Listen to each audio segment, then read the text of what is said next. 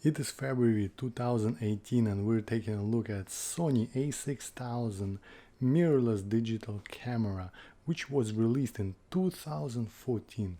We'll try to see if it makes sense to buy it 4 years later. Keep this in mind, I'm not a professional. You can view me as casual amateur videographer. Do take this review with a grain of salt, but perhaps this is exactly what you're looking for. Let's dive into specifications.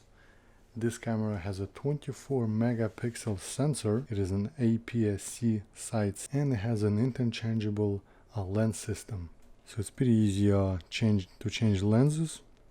You can see how big the sensor is. This is a night and day difference versus cell phone cameras. So this is the kit lens that the camera comes with, but since we can change different lenses, I have another one which is a 10 to 18 millimeter wide angle lens, so you can capture very wide shots. Now both of these lenses are come with the feature Optical Steadyshot, which is OSS for short, which means it basically balances, well, when you hold the camera you're always shaking. It's very hard to be steady, and what OSS does is basically minimizes that shaking. So if you're doing a lot of handheld shooting, I would highly suggest to make sure that the lens you get in this camera with has this feature. Now do keep in mind, the camera itself does not have an in-body stabilization. So I would say it's vital for a casual user at least to have OSS enabled in the lens. Moving on, we have a 3-inch tilting screen.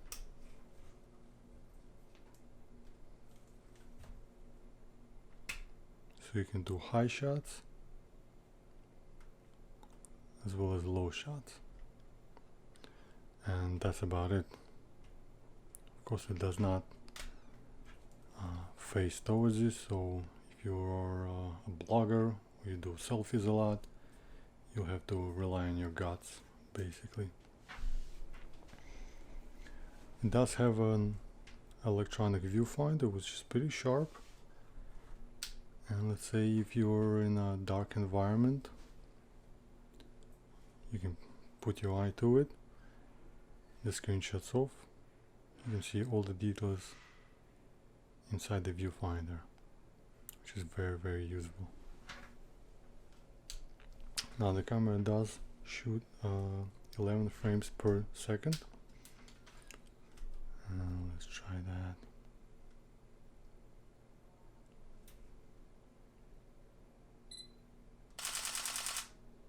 You get the idea. So if you're doing some kind of sports photography, casual sports photography, you'll have a good chance of capturing a good image. Now the camera does come with autofocus phase detection, and in general the autofocus system is really good. It covers a big area on the screen. There's a very good chance that the camera will be automatically focusing on what you need. It does shoot 1080p video at 60, 30 and 24 frames per second. It also has wireless connectivity, so you can connect it to your cell phone, transfer photos, and it's pretty compact, as you can see. Very lightweight with the lens. You can definitely carry this around with you, even in your pocket. What I really like about this camera is how much you can control here. And let's say when we do go to the manual control, which means we can control pretty much anything. Shutter speed, so let's say if we're doing a video at 30 frames being set at 1/60th. Let's say if we want something to be in sharp focus and we don't care about the background, we will use an aperture of low as possible, so this way we can have a nice sharp image. But if we do want the background to be more focused, we'll raise it up work from there. And of course, you want to control the ISO. There's a shortcut button which could be changed. You can use it at auto, you can select it manually, and you can also customize minimum and maximum settings. So shutter speed, aperture, and ISO can be easily controlled manually. You can also customize shortcut keys. You have dedicated shortcut here and here. However, you can also customize this button, these buttons, middle button, and if that wasn't enough, you also have this function button, by pressing which you come to a menu where you get 12 selections, and you can customize all of them.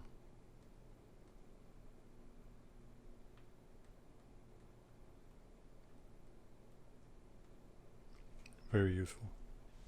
You can also shoot raw, so let's say if you have something like Lightroom, you can easily edit. The battery would last me through a shoot.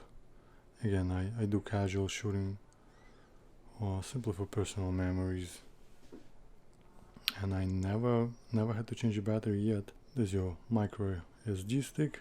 You can also put it on a tripod, of course, and a USB port. Has a flash that you can tilt, and it has a hot shoe where you can mount a microphone or a flash. It does have a built-in microphone. You can see this hole and this hole, stereo microphone. I would say it's okay. I wouldn't suggest using it inside the room. It gets kind of hollow. You hear a lot of echoes. High build quality. Overall, the lens sits firmly on the body. I don't hear any squeaks or anything like that. It is made of plastic material, but it is of high quality. Now, what are the selling points for me personally? Big sensor size, interchangeable lenses, tilting screen, how much you can control here, and the size itself. Very powerful performance you will literally have in your pocket. So let's say if you have a bigger DSLR camera at home which is more capable, chances are it's gonna stay at home, and this will come with you on your adventures, trips, visits, and so on. I did shoot several videos with it, one in low light and another one in snow conditions. I'll post the links below so you can check the quality. Now, what are the negatives of this camera? It is not water or shockproof by much, at least. So you don't want to work with it under heavy rains or drizzle. There is no touchscreen, if that is important to you. There is no microphone jack, and it does not shoot 4K video. So is it worth it in 2018? Absolutely.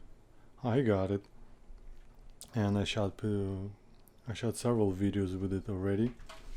Now I will be selling it because I am looking to experiment with 4K, and I already got a Sony A6300, which is what this video is being shot with, and I'm shooting at 4K. If you're okay with not having 4K video capability or a touchscreen, and if you do find a good deal, absolutely yes, this is such a good tool to experiment if you're new to cameras, or if you're just looking to take really good pictures, or if you're very picky with certain settings and need to customize several of them. This will be perfect for you.